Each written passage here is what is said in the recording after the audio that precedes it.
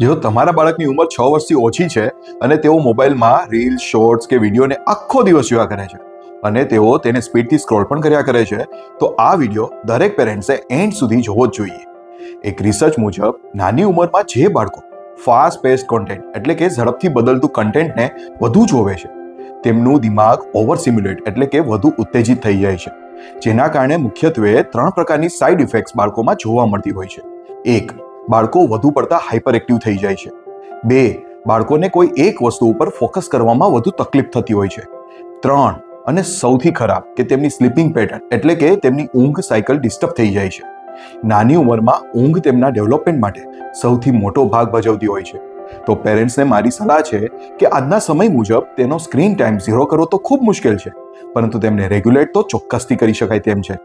તો થોડું રિસર્ચ કરી તેમને ઉપયોગી એવું એજ્યુકેશનલ કે પ્રોડક્ટિવ વસ્તુ જ તેઓ જોવે તેની કાળજી રાખવી જોઈએ.